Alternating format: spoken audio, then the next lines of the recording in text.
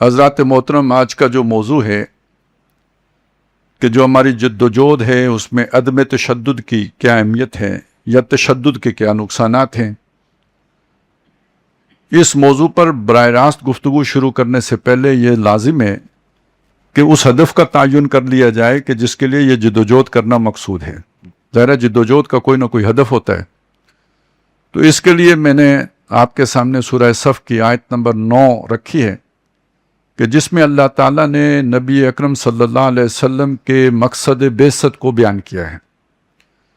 फरमाया वही है जिसने भेजा अपने रसूल सल्लल्लाहु अलैहि वसल्लम को बिलहुदा, कुरान मजीद देकर, हदायत कामिल देकर, मुकम्मल हदायतनामा देकर, व दीनिल हक, एक सच्चा दीन, एक मुकम्मल ज़ाब्ता हयात, जिंदगी के जो भी शोबे हैं या गोशे हैं उन सब के लिए एक रहनुमाई, एक गाइड बुक वो देकर भेजा और एक मुकम्मल ज़ाब्ता हयात दे के भेजा। लियुज़हिरहु अलद्दीन कुल्लिही, ताकि वो गालिब कर दे उसको तमाम निज़ाम हाय ज़िंदगी पर या तमाम ज़िंदगी के गोशों पर, दोनों मानी हो सकते हैं, लेकिन वो गालिब कर दे उसको से भी क्या मराद है, इसके भी कई मानी हो सकते हैं। ताकि अल्लाह ने भेजा रसूल को तो अल्लाह गालिब कर दे रसूल को, ये माना भी हो सकता है। ताकि अल्लाह ने रसूल को भेजा दीन देकर तो अल्लाह गालिब कर दे दीन को, ये माना भी हो सकता है। और ये माना भी हो सकता है कि अल्लाह ने रसूल को भेजा ताकि वो रसूल गालिब कर दे दीन को। कुछ और भी हो सकता है, एक माना और भी हो सकता है, ताकि रसूल गालिब कर दे अल्लाह को, वो गालिब कर दे उसको। लफ्ज़ी तर्जमा ये हो गया। अब वो से मराद क्या हो सकता है? अल्लाह भी हो सकता है, रसूल भी हो सकता है, और आगे मफूल क्या हो सकते हैं? अल्लाह गालिब कर दे रसूल को या अल्लाह गालिब कर दे दीन को। और रसूल को जब आप फाइल बनाएंगे तो रसूल गालिब कर दे अल्लाह को या रसूल गालिब कर दे दीन को। 4 बातें हो गई। इससे आप परेशान ना हो, माना एक ही है। अल्लाह रसूल को गालिब करे तो भी दीन गालिब होगा, रसूल अल्लाह को गालिब करे तो भी दीन गालिब होगा, अल्लाह दीन को गालिब करे तो साथ रसूल भी गालिब होगा और अल्लाह भी गालिब होगा। रसूल अल्लाह को गालिब करे व रब्बक फकब्बिर पर गोया अमल हो जाएगा, रसूल ने रब को बड़ा कर दिया, फ़र्क तो कोई नहीं पड़ा।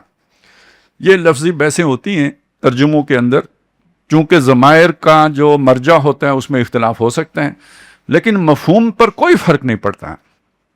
लिहाजा परेशान होने की बात नहीं है कि भाई एक से ज़्यादा तर्जमे हो गए तो कोई गुंजलक हो गया मामला, कुछ भी नहीं हुआ, जूं का तू रहा, कोई फ़र्क नहीं पड़ा।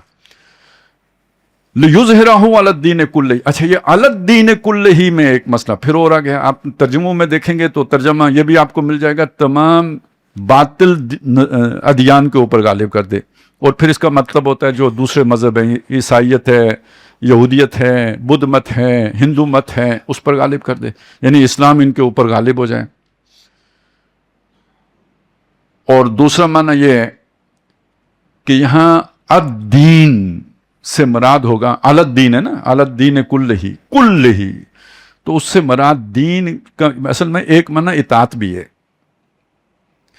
जैसे आता है ना, फ़अब्दिल्लाह मुख़लिसन लहुद्दीन, बस अल्लाह की इबादत करो अपनी इताअत को उसके लिए जो है ना खालिस रखते हुए, यानी इताअत के अंदर किसी दूसरे की इताअत की मिलावट न हो, खालिस अल्लाह की इताअत करो। अब यहाँ सब ने दीन का तर्जमा इताअत किया हुआ है।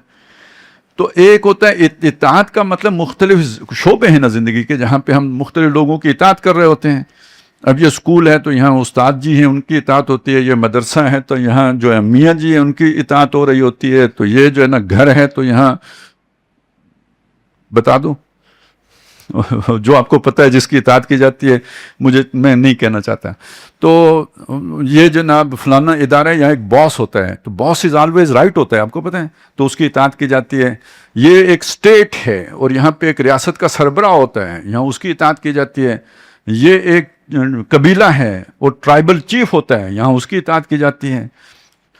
तो यहाँ इन सब के मुकाबले में सबसे फाइकतर इताअत किसकी होगी? अल्लाह की। ला ताअत लिमखलूकिन फी मासियतिल खालिक, मखलूक में से किसी की इताअत नहीं की जा सकती जहाँ पे उस खालिक की नाफरमानी सादर होती हो। تو ہر اطاعت کا کراس لگ گیا. تو الدین کل ہی کا مطلب ایک یہ ہو گیا کہ زندگی کے کسی گوشے میں کسی دوسرے کی اطاعت نہیں ہوگی, کل کی کل زندگی اللہ کے تابع کر دی جائے گی. اور ایک اسے اس انداز میں بھی دیکھیں, یہ مسجد ہے, یہاں صرف اللہ کی مانی جائے گی. اب ہمارا ایک جملہ ہے, یار مسجد میں جھوٹ بولتے ہو. اب اس جملے کا مطلب یہ نکلتا ہے کہ باہر نکل کے گویا بول سکتے ہو, مجھے بتائیں بول سکتے ہو. جیسے مسجد میں اللہ کی مانی جائے گی, باہر نکل کے بھی اللہ کی مانی جائے گی. جیسے مسجد میں اللہ کی مانی جائے گی, کچہری میں بھی اللہ کی مانی جائے گی.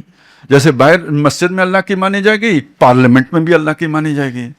جیسے مسجد میں اللہ کے بتائے ہوئے طریقے پر نماز پڑھی جائے گی, ایسے زندگی کے ہر گوشے میں اللہ کے بتائے ہوئے طریقے پر چلا جائے گا. تو اب گویا دین اللہ کا غالب ہو گیا, یا اللہ غالب ہو گیا, یا رسول غالب. اب ساری ایک ہی بات ہو گئی نا. یہ ہے اصل میں لِیُظْہِرَہُ عَلَى الدِّینِ کُلِّهِ وَلَوْ کَرِہَ الْمُشْرِکُونَ. ہاں یہ بات مشرکوں کو کتنی ہی ناپسند کیوں نہ ہو. اب دیکھیں مشرک کا ایک مذہبی تصور ہے, لیکن مشرک اصلاً بنتا کوئی کیوں ہے؟ بت کیوں بنائے جاتے ہیں؟ ان کی فلسفیانہ توجیہ اپنی جگہ پہ, لیکن یہ کہ ان کا کوئی اور بھی کام ہوتا ہے یا نہیں ہوتا؟ ہوتا ہے. ان بتوں کے ساتھ کسی کی سیاسی دکان بھی جڑی ہوتی ہے, کسی کی معاشی دکان بھی جڑی ہوئی ہوتی ہے. آخر ان بتوں کا کوئی مجاور ہوتا ہے. آپ نے ان بتوں کو حلوے دیے, مانڈے چڑھائے, پتہ نہیں کیا کیا صدقہ خیرات, بتوں کو جا کے ان کے بکرے پہنچائے, کالے بکرے چٹے بکرے سارے پہنچے. بت نے کیا کرنا ہے ان کا؟ بت کے کس کام کے؟ تو کوئی تو ہے جو بکرے کھا رہا ہے, کوئی تو ہے جو حلوے مانڈے مانج رہا ہے نا کہ نہیں ہے؟ وہ کون ہے؟ وہ مجاور ہے. ہم کو تو میسر نہیں مٹی کا دیا بھی, گھر پیر کا بجلی کے چراغوں سے روشن, یہ غریب کے چندے سے. شہری ہو دیہاتی ہو مسلمان ہاں سادہ, ماند بتاں پجتے ہیں یہ کعبے کے برہمن. تو نذرانہ نہیں یہ سود ہے پیران حرم کا. ہر خرقہ سالوس کے اندر ہے مہاجن, بنیا بیٹھا ہوئے ہیں, ایک چوغا پہن کے, سرسبز قسم کا, لگتا یہ ہے کہ بڑا متقی پرہیزگار آدمی ہے. یہ ریاکاری کا چوغا ہے, اس کے اندر ایک بنیا بیٹھا ہوا ہے. میراث میں آئی ہے انہیں مسند ارشاد, زاغوں کے تصرف میں عقابوں کے نشیمن. تو یہ وہ بازار گرم کرے گا نا بتوں والا, مجاوروں والا, تو اس کا پیٹ اس سے چلتا ہے. کوئی نمرود کوئی فرعون اس کو کیوں سپورٹ کرے گا؟ اس لیے کہ یہ تقدس اس کا ہے. اور یہ اگر کہے گا کہ فرعون خدا کا سایہ ہے تو سارے لوگ مان لیں گے. تو فرعون کی سیاسی دکان انہی بتوں کے سر پہ چل رہی ہے. لہٰذا یہ صرف مذہب ہی نہیں ہوتا بلکہ مفادات کا بھی پیچھے جو ہے نا وہ معاملہ چلتا ہے. اب جس آدمی کا کوئی مفاد نہیں, اسے جب آپ سمجھائیں گے تو وہ سمجھ جائے گا, وہ مان جائے گا. اگر سمجھ گیا ہے اس کے بعد مان بھی جائے گا, آپ کا ساتھی بھی بن جائے گا. جس کا مفاد ہے وہ سمجھنے کے بعد بھی نہیں چل سکے گا, کیونکہ اس کا تو مفاد ہے. وہ پہلے چپڑی کھاتا ہے, وہ روکھی پہ کیسے جائے گا؟ اس لیے فرمایا وَلَوْ كَرِهَ الْمُشْرِكُونَ. وہ جن کے مفادات ہیں خواہ ان کو یہ کتنا ہی ناپسند کیوں نہ ہو. اصل میں یہ ظلم کا نظام انہوں نے قائم کر رکھا ہے, لوگوں کو حقوق کو ہڑپ کرتے ہیں اور ظلم کرتے ہیں. وہ نہیں چاہتے کہ عدل ہو اور انصاف ہو اور دین حق غالب ہو, تو وہ راستے میں رکاوٹیں ڈالیں گے, روڑے اٹکائیں گے. تو اے مسلمانوں, اب اگلی بات ہے, یہ تو حضور کا مقصد بیان ہو گیا نا کہ آپ کو کیوں بھیجا گیا, آپ کا یہ مقصد ہے. تو باقی کون ہے؟ امتی. امتیوں کا کیا کام ہے؟ دیکھیں دو ٹوک قرآن نے بات سمجھائی ہے, سمجھنا چاہیں تو ٹھیک ہے, نہ سمجھیں تو مفادات آڑے آ جائیں گے, کیونکہ ذرا مشکل بات ہے, تو ہو سکتا ہے کہ آپ نہ پسند کریں اس بات کو. فرمایا یا ایھا الذین آمنوا, اے وہ لوگوں جو ایمان لائے, یعنی جنہوں نے محمد رسول اللہ کو مانا ہے. سمجھ لو ان کو ہم نے اس لیے بھیجا ہے. تو جنہوں نے ان کو مانا ہے کہ آپ اللہ کے رسول ہیں, هل ادلکم علی تجارۃ تنجیکم من عذاب علیم, میں تمہیں وہ تجارت نہ بتاؤں جو تمہیں دردناک عذاب سے بچائے. دیکھیں اسلوب بالکل سادہ ہے, آپ کو سمجھ آنے چاہیے. یعنی وہ تجارت کیے بغیر دردناک عذاب سے نہیں بچ سکتے. محض نام لینے سے نہیں بچت ہوگی, وہ تجارت کرنی پڑے گی. وہ کرو گے تو دردناک عذاب سے بچو گے. ٹھیک ہو گیا یہ بات؟ اس میں کوئی شک لگتا ہو؟ بالکل صاف بات ہے, دو ٹوک بات ہے, واضح بات ہے, کلیئر بات ہے. جی وہ تجارت کیا ہے؟ تؤمنون باللہ ورسولہ. تم نے زبان سے مانا ہے, دل سے مانو, یقین پیدا کرو, جس کو دل میں جاگزین کرو, اس کال کو حال بناؤ. اس ایمان کا تقاضا یہ نکلنا چاہیے تم سب کچھ اللہ پر قربان کرنے والے بن جاؤ. لن تنالوا البر حتی تنفقوا مما تحبون، تم نیکی کی گرد بھی نہیں پا سکتے جب تک وہ سب لگانے کے لیے تیار نہ ہو جاؤ جو تمہیں بہت محبوب ہے اور پیارا ہے. وَتُجَاهِدُونَ فِي سَبِيلِ اللَّهِ، اور تم جہاد کرو، محنت کرو، جد و جہد کرو اللہ کی راہ میں. بِأَمْوَالِكُمْ وَأَنفُسِكُمْ، اپنے مالوں کے ساتھ، وہی مال بھی لگاؤ، وَأَنفُسِكُمْ، جان بھی لگاؤ. یہ تجارت ہے. کیوں لگاؤ؟ تاکہ دین غالب ہو. بھئی اس کے لیے زور کیوں لگانا پڑ رہا ہے؟ آگے سے وہ جو مفاد یافتہ طبقہ ہے وہ نہیں انہیں دے رہا ہے تو زور لگانا پڑ رہا ہے. اگر تبلیغ سے ہو سکتا ہوتا تو محمد رسول اللہ صلی اللہ علیہ وسلم سے بہتر تبلیغ کون کر سکتا ہے؟ تو نہیں ہو پا رہا. کیوں؟ تبلیغ میں کوئی کسر ہے، کوئی کمی ہے؟ نہیں. مسئلہ کیا ہے؟ مفادات، تعصبات، چودراہٹ، یہ مسئلہ ہے نا. تو اب پھر مقابلہ کرنا پڑے گا، ان کی طاقت کا توڑ کرنا پڑے گا. اس کا نام جہاد ہے. اس میں مال بھی کھپاؤ، جانیں بھی لگاؤ. وہ بھی جان لیں گے، تم بھی جان لو گے. تؤمنون باللہ ورسولہ وتجاہدون فی سبیل اللہ باموالکم وانفسکم ذالکم خیر لکم، یہ تمہارے لیے بہتر ہے. یہ تجارت ہے جو تمہارے لیے فائدہ مند ہے، اس کا تمہیں نفع ہے. ان کنتم تعلمون، اگر تمہیں سمجھ آئے، مشکل سے آئے گی لیکن اگر آ جائے تو یہی تجارت ہے جو کرنے کی ہے. اب یہاں تک بات ہمارے سامنے بہت واضح ہو کے آ گئی. ٹھیک ہے، ہم ایمان والے ہیں، محمد رسول اللہ کے ماننے والے ہیں. محمد رسول اللہ اس مقصد کے لیے آئے تھے، اس مقصد میں ان کا ساتھ دیں گے، اس مشن کے لیے تن من دھن لگائیں گے تو کامیاب ہے، نہیں لگائیں گے پکڑ ہوگی. جہاں پہنچ گئے. اب آگے چلیں. یہ بات اگر مسلمانوں کو سمجھ نہیں تھی، چلیں دنیا میں لگ گئے، پھر لوگوں نے سمجھائی، اس طرف مڑے. اب آگے دو رستے بن گئے. فرق پہلا جو پڑ گیا وہ کیا ہے؟ پہلے فرق کو سمجھ لیں. نبی صلی اللہ علیہ وسلم نے بھی یہی کام کیا، لیکن آپ نے ایک ایسے معاشرے میں کیا کہ جہاں پہ کفر ہی کفر تھا.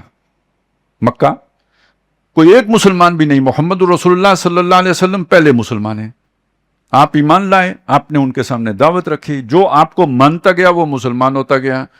تو یہ جو فرق ہے نا، یہ جو لائن ہے یہ بہت واضح ہے. اس طرف کفر ہے، اس طرف اسلام اور ایمان ہے. اب اس کا مقابلہ کیے آج کی صورتحال سے. مسلمان کتنے ہیں؟ 1.5 ارب.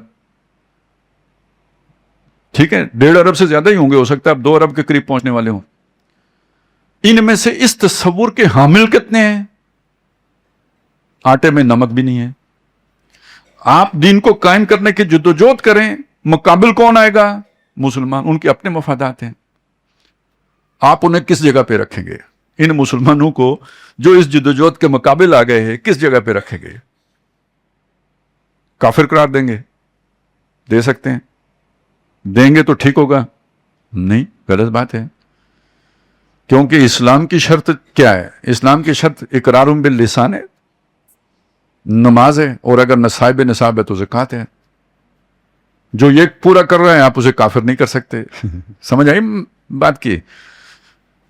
تو وہ اسی چیز کو لے کر ایک سوچ پیدا ہوئی کہ جو یہ دین کے رستے میں رکاوٹ بنے وہ طاغوت ہے. طاغوت ہے تو واجب القتل ہے. جو اس سے تنخواہ لے وہ بھی واجب القتل ہے. جو اس کی سپورٹ کرے وہ بھی واجب القتل ہے. جو مولوی اس کے خلاف فتویٰ دے وہ بھی واجب القتل ہے. جو مانے نہ، یہ جو اس بات کو نہ مانے وہ بھی واجب القتل ہے. میرا خیال ہے پیچھے پھر بچے گا کوئی بھی نہیں. اس سے وہ ایک جسے آپ کہتے ہیں وہ انتہا پسندانہ سوچ جو مختلف متشدد جماعتوں کے اندر آئی ہے، اور پھر دیکھیں اسی کے نتیجے میں ساری دہشت گردی پیدا ہوئی ہے. یہ ایک سوچ ہے. ایک دوسری سوچ ہے، وہ یہ ہے کہ دیکھیں یہ فرق ملحوظ رکھنا ہوگا. اور جب یعنی وہ ایک کافر معاشرہ تھا اور یہ ایک مسلمان معاشرہ ہے، اور اس فرق کے لیے آپ کو رہنمائی کہاں سے ملے گی؟ ملے گی حضرت موسیٰ علیہ السلام سے. وہ اولاد میں سے ہیں حضرت یعقوب علیہ. اب ابراہیم علیہ السلام کی اولاد ہے تو ابراہیم علیہ السلام بھی مسلم تھے، یعقوب علیہ السلام بھی مسلمان تھے، یوسف علیہ السلام بھی مسلمان تھے، نبی تھے سارے کے سارے، اور ان کی نسلیں بھی مسلمان تھیں. یہ غلام تھے فرعون کے، فرعون کافر تھا لیکن یہ سارے مسلمان تھے. تو موسیٰ علیہ السلام ان لوگوں کے اندر مبعوث ہوئے تھے. انہوں نے بنی اسرائیل کو، جو نام کے مسلمان تھے میرے اور آپ کی طرح، کوئی حقیقی مسلمان تو نہیں تھے، کوئی یہ جہاد کرنے والے مسلمان تو نہیں تھے، تو موسیٰ علیہ السلام نے ان کو کافر کہا تھا؟ نہیں، اپنی قوم کہا تھا. موسیٰ علیہ السلام نے فرعون کے ساتھ متھا لگایا تھا، لیکن کس کے لیے لگایا تھا؟ اپنی قوم کے لیے لگایا تھا. اسی قوم کے لیے کہ جو دین کے کاموں میں سست تھی، کاہل تھی، غفلت کی مرتکب تھی. جس قوم کے اندر جو ہے وہ قارون بھی تھا، جس قوم کے اندر سامری بھی تھا، یہ موسیٰ علیہ السلام کی قوم ہے. اور اس پوری قوم کی اخلاقی حالت یہ تھی کہ جب نجات ملی ہے، پار چڑھے ہیں سمندر کے، تو جو ہی بت دیکھیں تو موسیٰ علیہ السلام سے کہا، موسیٰ ہمارے لیے بھی بت بنا دے. یہ وہی قوم ہے نا جس نے کہا تھا کہ ہم جو ہے نا وہ کھا کھا کے من و سلوہ تنگ آ گئے ہیں، ادعو لنا ربنا، ہمارے لیے وہ نکالے مما تنبت الارض من بقلہا و قثائہا و فومہا و کسلہا و عدسہا، یہ نکال کے دے تاکہ ہم کھائیں، سبزیاں ترکاریاں کھائیں. یہی قوم تھی نا، یہی قوم تھی جس نے سب کے احکامات کی خلاف ورزی کی تھی، وہی قوم تھی جس نے لڑنے سے انکار کر دیا تھا. یہ موسیٰ علیہ السلام کی قوم ہے، لیکن موسیٰ علیہ السلام نے ان کو کافر تو قرار نہیں دیا. تو اب آپ مجھے بتائیں، آج کے مسلمان کے لیے بہترین طرز عمل، مطلب اس کے لیے رہنمائی کہاں سے ملے گی؟ موسیٰ علیہ السلام سے. نہیں تو پھر آپ کو موجودہ مسلمانوں کو جو ہے نا وہ ابو جہل کی جگہ پہ رکھنا پڑے گا، ابو لہب کی جگہ پہ رکھنا پڑے گا، ولید بن مغیرہ کی جگہ پہ رکھنا پڑے گا، عتبہ ابن ربیعہ کی جگہ پہ رکھنا پڑے گا، یا یہ کہ اگر آپ مدینے آ جائیں تو پھر یہ کہ مشرکین مکہ کی جگہ پہ رکھنا پڑے گا، یا ابو عامر راہب کی جگہ پہ رکھنا پڑے گا، یا کعب بن اشرف کی جگہ پہ رکھنا، یہی کچھ ہوگا نا، یا عبداللہ ابن ابی کی جگہ پہ رکھنا پڑے گا. نہیں، آپ کے لیے بہترین نمونہ اس مرحلے پر موسیٰ علیہ السلام کا طرز عمل ہوگا، جو اپنی قوم کو ساتھ لے کے چلے. تو پہلی بات تو یہ ہو گئی کہ آپ نے یہ والے اس سوچ میں ادھر نہیں جانا، تکفیر کی طرف نہیں جانا، کافر قرار دینے کی طرف نہیں جانا، بلکہ یہ کہ مسلمانوں کے اندر محنت کرنی ہے، کوشش کرنی ہے، یہ بات ان کو سمجھانی ہے، ان پر فتویٰ لگائے بغیر. اب آگے چلیں، رکاوٹ آئے گی تو اس کو کیسے دور کرنا ہے؟ قرآن مجید نے بتایا ادفع باللتی ہی احسن، اس طور پر دفع کرو جو سب سے بہترین طریقہ ہے. موسیٰ علیہ السلام نے بھی کہا کہ اللہ دیکھیں یہ میری قوم نے یہ حرکت کی ہے، میں اب ان کے ساتھ نہیں رہنا چاہتا. اللہ نے کہا نہیں، قوم بھی تیرے ساتھ 40 سال ادھر ہی گھومو گے، تم بھی ادھر ہی. یہی ہوا نا تو سیرائتی کے اندر. تو یہ اپوائنٹمنٹ موسیٰ علیہ السلام کی اللہ کی طرف سے تھی. ایک وہ چلے فاسق قوم تھی، اسی کے اندر وہ رہے. تو اسی طرح جو جس جگہ پہ پیدا ہوا ہے وہی اس کا گویا ماموریت کا ایریا ہے، وہ وہیں رہ کے اپنی قوم میں کام کرے گا، اچھی ہے بری ہے جیسی بھی ہے، وہیں پہ وہ لگا رہے گا. اور جو لگا رہے گا اس سے کیا بنائے گا؟ جماعت بنائے گا، مخلصین کی جماعت بنائے گا، صالحین کی جماعت بنائے گا، نیکوکاروں کی جماعت بنائے گا، جو اللہ کے لیے جیتے ہوں. ان صلاتی و نسکی و مخیایا و مماتی للہ رب العالمین. ایسے لوگوں کو جوڑے گا جو شعوری طور پر سوچ سمجھ کر، جیسے صحابہ اکرام اسلام میں آئے تھے، ایسے ہی یہ پیدا تو مسلمانوں کے گھروں میں ہوئے، لیکن انہیں معلوم ہو کہ اسلام پر چلنے کا مطلب کیا ہے، ان کو اپنے ساتھ جوڑے گا اور بنیان مرصوص بنائے گا.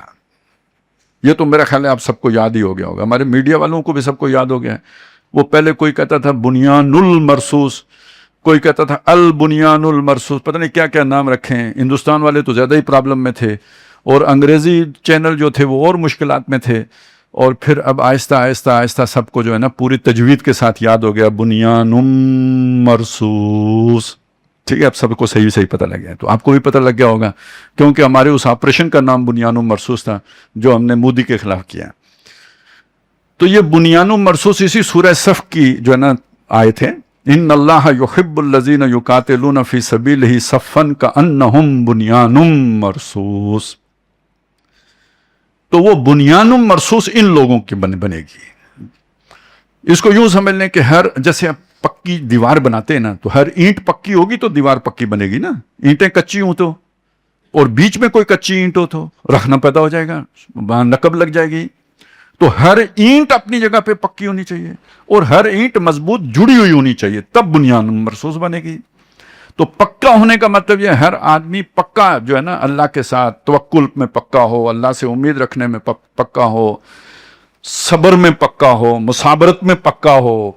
جب یہ ہے نا تو خاک میں مل اور آگ میں جل، جب خشت بنے تب کام چلے. ان خام دلوں کے عنصر پر بنیاد نہ رکھ، تعمیر نہ کر. یہ پکے لوگ، اور یہ پکے لوگ آپس میں مضبوط جڑے ہوئے ہوں تو بندوں کو کیسے جوڑا جائے گا؟ اینٹوں کو تو آپ سیمنٹ سے جوڑتے ہیں، یا پہلے وقتوں میں وہ سرخی چونا ہوتا تھا اس سے جوڑتے تھے، اب کیسے جوڑیں گے؟ انسانوں کو کیسے جوڑیں گے؟ تو انسانوں کو جوڑنے کے لیے نظریہ، آئیڈیل، محبوب. تو توحید کا لفظ ذہن میں لے کے آئیں. وہ لوگ جو اللہ کی محبت سے سرشار ہیں وہ آپس میں بھی بہت گہری محبت کرتے ہیں. یؤثرون علی انفسہم ولو بہم خصاصہ، خود اگر مجبور بھی ہوں، ضرورت مند بھی ہوں، اپنے بھائی کو اپنے اوپر ترجیح دیتے ہیں. اس سے وہ محبت پیدا ہوتی ہے جو ان کے اندر مضبوط جوڑتی ہے. وَكُنْتُمْ عَلَى شَفَا حُفْرَةٍ مِّنَ النَّارِ فَأَنْقَذَكُم مِّنْهَا. جو آتا ہے نا کہ تم آپس میں لڑ کے مرنے کے قریب ہو گئے تھے، اللہ کی نعمت فَأَصْبَحْتُم بِنِعْمَتِهِ إِخْوَانًا، اللہ کی اس نعمت کے طفیل آپس میں بھائی بن گئے. یہ توحید بھائی بناتی ہے. توحید کا لفظ بنا ہی وحدت سے ہے. تو یہ وحدت جو ہے نا، جوڑ پیدا کر دیتی ہے انسانوں کے درمیان. موحدین جو ہیں آپس میں جڑ جاتے ہیں، یہ توڑ پیدا نہیں کرتی. تو بنیان و مرصوص بننے کے لیے عقیدے کی اصلاح ضروری ہو گئی، ٹھیک ہو گیا نا، عمل کی اصلاح ضروری ہو گئی. لہذا یہ پکے لوگ درکار ہیں جو مل کر ایک پکی دیوار بن جائیں. اس کے بغیر جو ہے نا وہ کام نہیں ہو سکتا. اب آپ نے خواب تشدد کا راستہ اختیار کرنا ہے یا امن کا راستہ اختیار کرنا ہے، یہ پہلا کام کرنا تو بہت ضروری ہے.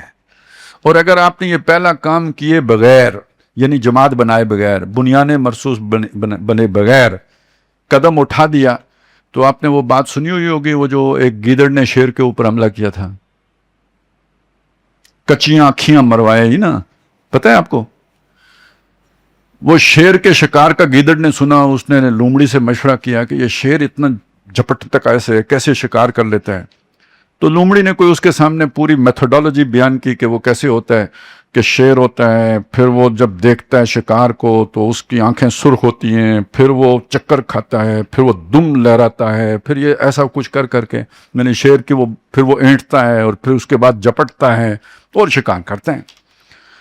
گیدڑ نے کہا اوکے بس سمجھ آ گئی، یہ طریقہ ٹھیک ہے، یہ منہج بالکل ٹھیک ہے، تو میں بھی اسی منہج پر عمل کر کے شیر کو شکار کروں گا.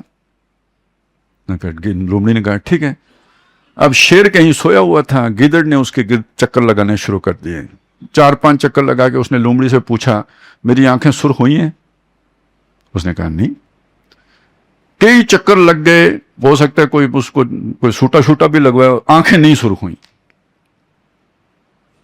آخر لومڑی نے تنگ آ کے نا جھوٹ موٹ کا کہہ دیا کہ سرخ ہو گئی ہیں. اس نے اب اس پہ دم لہرائی اور جھپٹا شیر کے اوپر، اور شیر اس کی جو بھی حصیات تھی وہ پہلے وہ جیسے ہوتا ہے نا پری ایمپٹیو، جیسے وہ US 400 ہوتا ہے، تو ان کی جبلتیں بہت سٹرانگ ہوتی ہیں. تو شیر کی جو ہے نا قبل از وقت آنکھ کھلی، اس نے دیکھا کہ ایک گیدڑ جو ہے نا وہ میری طرف آ رہا ہے، میزائل بڑھ رہا ہے میری طرف. اس نے پیٹریاٹ چلایا اور گیدڑ وہ پڑا ہوا ہے، لوٹ پوٹ ہو گیا مٹی میں. تو اٹھ کے لومڑی کو کہتے ہیں کچیاں آنکھیں مروا دیتا یہ.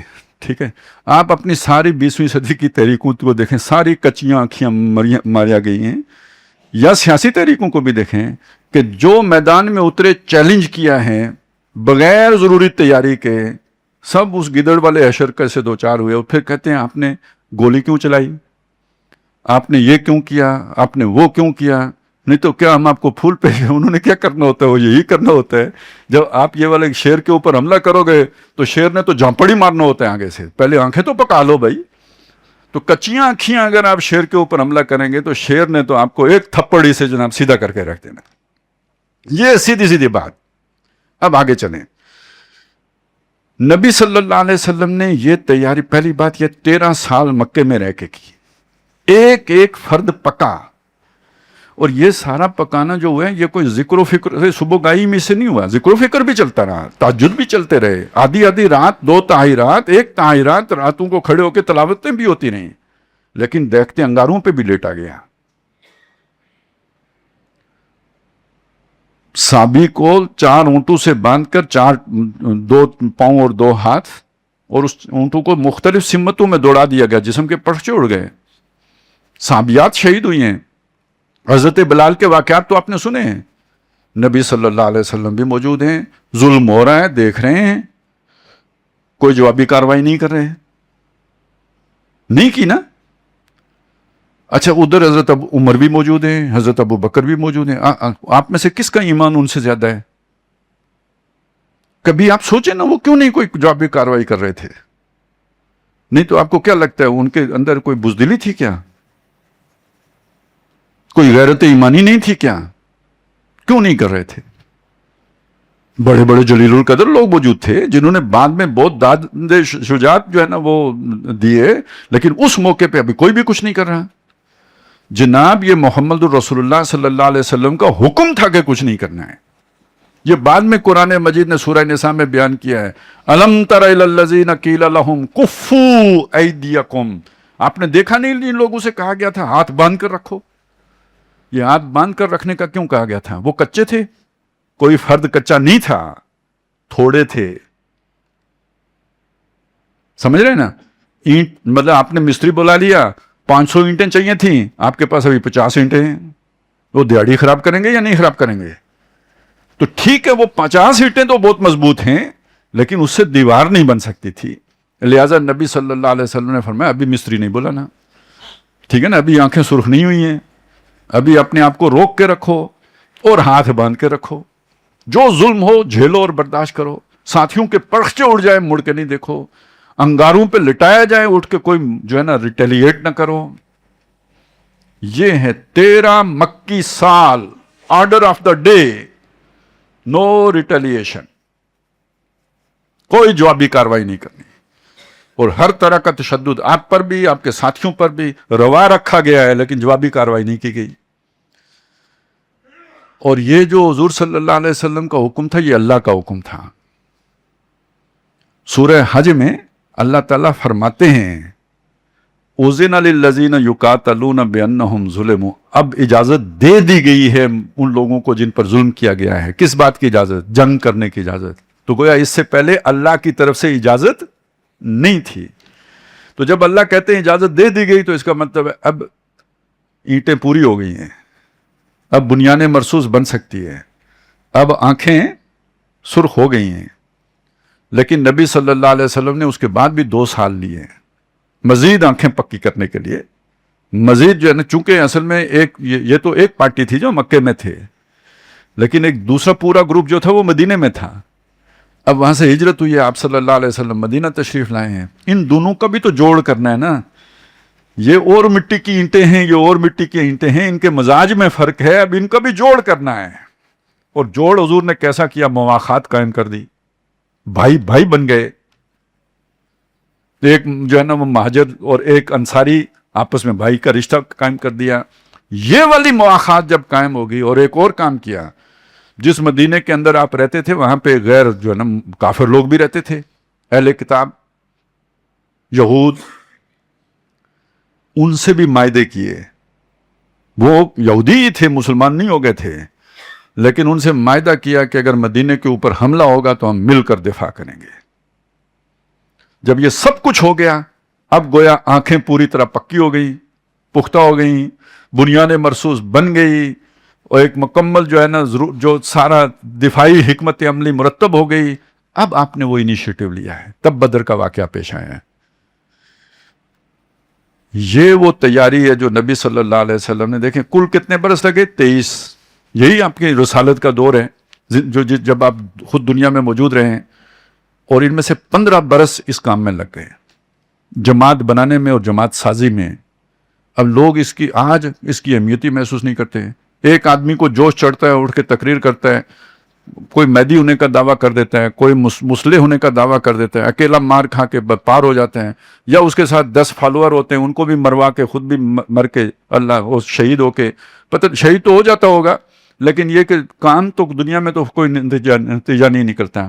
2-4 دوسرے خام مروا لیے، کسی اور کے بچے مروا لیے ساتھ، اور یہ پتہ ہونا چاہیے پہلے ہی سے کہ نتیجہ نہیں نکلنا، تو یہ خام مروانا بھی تو آخر کوئی ذمہ داری بنتی ہے نا، اللہ کے ہاں کوئی جواب دہی تو ہونی ہے نا اس کی۔ تو ایک بات یہ سمجھ میں آ گئی کہ تیاری سے پہلے کام کرنا، کچیاں آنکھیاں، یہ در حقیقت بہت نادانی کی بات ہے. پہلے وہ جماعت اگر نہیں بنتی، 10 نسلوں میں نہیں بنتی، تو وہی بناتے رہیں.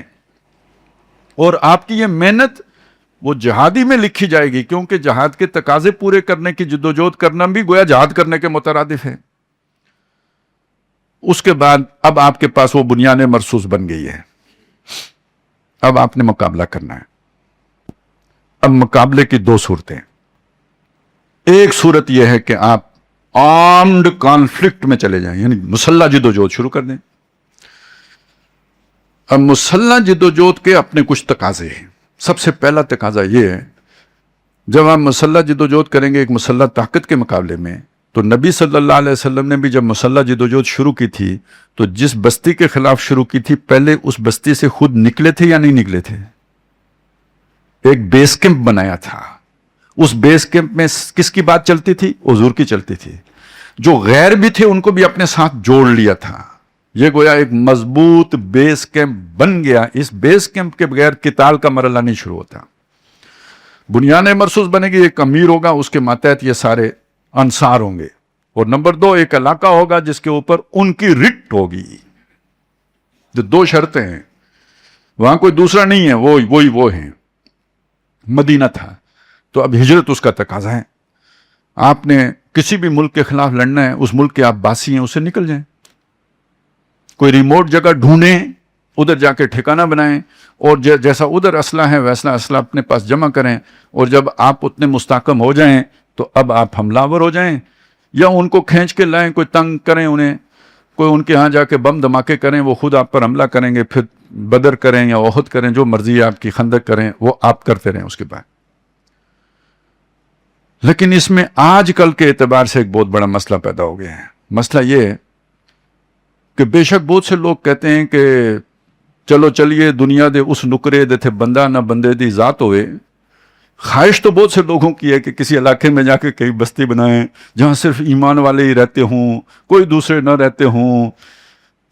بڑے بڑے دانشور ہیں، بڑے بڑے سکالر ہیں جو اس طرح کے جو ہے نا وہ باتیں لوگوں کو سناتے ہیں. لیکن وہ دنیا دا کیڑا نکرا ہے بھائی جیسے تسی جا کے جڑا ڈیرا لاؤ گے، جیسے منجی ڈاؤ گے؟ کوئی نہیں ہے. ہر جگہ کسی نہ کسی ریاست کے زیر انتظام ہے.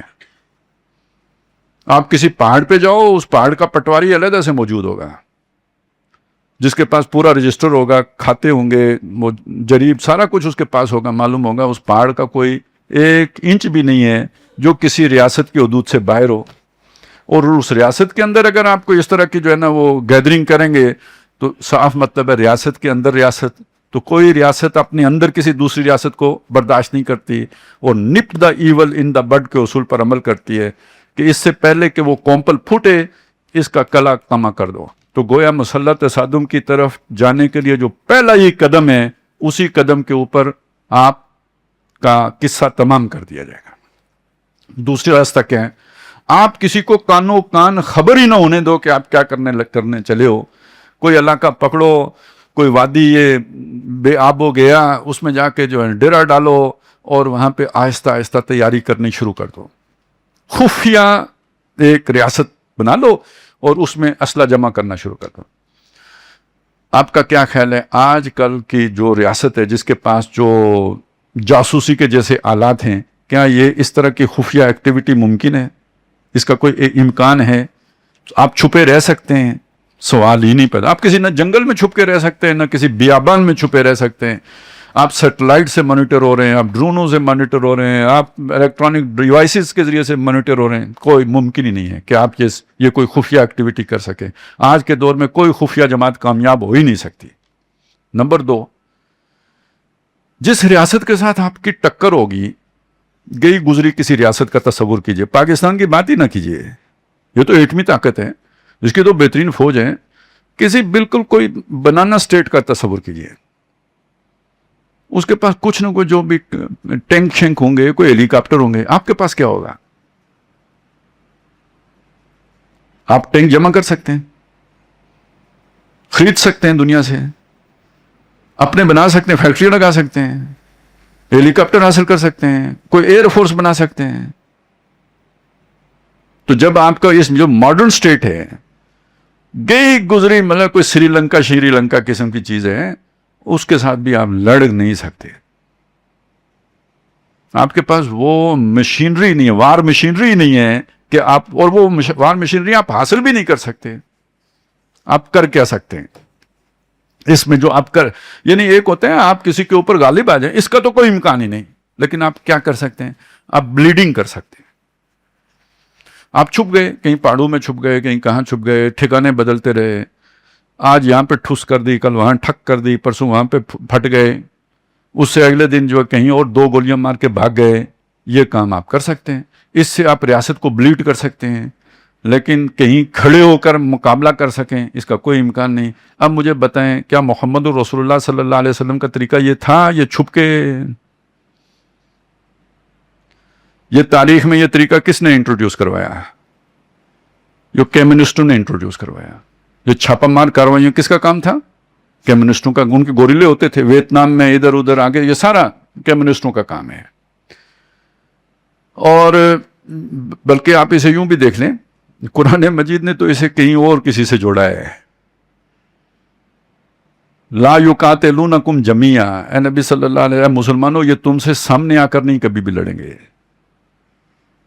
الا من ورائے جدر، سوائے دیوار کے پیچھے سے. بلکہ نہیں، وہ کیا ہے، قریۃ محصنۃ، کسی ایسی محفوظ بستی کے اندر گھس کے جہاں مطلب کوئی اوٹ لے کے کہیں چھپ کر، یا یہ کہ دیوار کے پیچھے سے کوئی جیسے بم مار کے یا گرنیڈ مار کے جیسے کوئی آج کل بھاگ جاتا ہے، کوئی پتھر شتھر مار دیں. تو الا فی قری محصنۃ او من ورائے جدر، یہ کر سکتے ہیں. یہ یہودیوں کے بارے میں کہا، یہ مسلمانوں کا طریقہ نہیں ہے. یہ چھپ چھپ کے جو ہے نا وار کر کے بھاگ جانا، یہ یہودیوں کا طریقہ قرآن مجید نے بتایا، مسلمانوں کا طریقہ قرآن مجید نے نہیں بتایا. اب اس ضمن میں ایک بات اور نوٹ کر لیجئے، فقہا نے کیا باتیں کی ہیں اس کے بارے میں، یعنی اس طرح کی لڑائی کے بارے میں. ہمارے 99% فقہا کی رائے یہ ہے کہ مسلمان حکمرانوں کے خلاف خروج، اسے یہ جنگ کرنے کو خروج کہتے ہیں، خروج نہیں ہو سکتا، ناجائز ہے. صرف امام ابو حنیفہ رحمۃ اللہ علیہ نے جواز کا فتویٰ دیا ہے، 2 شرطیں لگا کے دیا ہے. پہلی شرط یہ کہ اتنی تیاری ہو کہ بظاہر اعمال یہ لگتا ہو کہ آپ غالب آ جاؤ گے. میں نے جو آپ کے سامنے ساری تفصیلات رکھی ہیں اس میں آپ کو نظر آتا ہے کہ اتنی تیاری ممکن ہے، تو پہلی شرط ہی نہیں پوری ہوتی. دوسری شرط کیا ہے؟ وہ بہت ہی اہم ہے، بہت ہی ضروری شرط ہے، اور آج کے اعتبار سے بہت سمجھنے کی ضرورت ہے. دوسری شرط یہ ہے کہ آپ کے اندر اتنی استعداد پیدا ہو چکی ہو کہ اس نظام کو گرا کر ایک نیا نظام کھڑا کر سکتے ہو. آپ کو یہ بات سمجھ آئی نہیں آئی ہوگی. دیکھیں جو چل رہا ہے نظام ہے، جیسے بھی ہے، خراب ہے، کرپشن ہے، سب کچھ، لیکن کچھ نہ کچھ تو لا اینڈ آرڈر ہے نا. کوئی لڑائی ہوتی ہے، کوئی FIR کٹتی ہے، کوئی کسی کے پاس جاتا ہے، کوئی نظام تو ہے، کوئی ٹریفک کا نظام ہے، کوئی جو ہے نا فیول ملتا ہے، سب چیزیں ملتی ہیں، ایک امن و امان کسی نہ کسی درجے میں ہے. یہ نظام موجود ہے، آپ نے اس کو گرا دیا. اس کے بعد یہ لا اینڈ آرڈر مینٹین رکھنے کے لیے کوئی فورس چاہیے یا نہیں؟ یہ نظام چلانے کے لیے کوئی کیپیبلٹی چاہیے یا نہیں؟ کوئی ورتھ چاہیے یا نہیں؟ آپ میں ہے، اوکے. لیکن آپ اگر نظام چلانے کے اہل نہیں ہیں، صرف گرانے کے اہل ہیں، تو آپ کو حق نہیں پہنچتا کہ اس نظام کو گرا دیں، کیونکہ وہ تو فساد پیدا ہو جائے گا. اس کے بعد طوائف الملوک کی ہو جائے گی. اب آپ دیکھیں شام میں کیا ہوا تھا، عراق میں کیا ہوا، لیبیا میں کیا ہوا، کہ وہ جو نکلے جتھے، انہوں نے قذافی کو تو قتل کر دیا، نظام تو گر گیا. پھر کیا ہوا؟ پھر آپس میں لڑ پڑے، نیا نظام قائم نہیں کر سکے. مسلمانوں کے ہاتھوں مسلمان قتل ہونا شروع ہو گئے، غیروں نے ان کو اسلحے دینے شروع کر دیے، اور وار ود ان اسلام لاکھوں مسلمانوں کو کھا گئی. مسلمان ممالک کمزور ہو گئے. وہ قذافی ظالم تھا، لیکن اتنی طاقت تو اس کی تھی نا کہ وہ افریقہ تک جو ہے نا ورلڈ پاورز کو چیلنج کر رہا تھا. صدام ظالم تھا، لیکن یہ کہ وہ اسرائیل کے لیے خطرہ تو تھا. آپ نے ظالم ختم تو کر دیا، اس کے بعد کیا ہوا؟ نہ کسی کے لیے خطرہ رہا.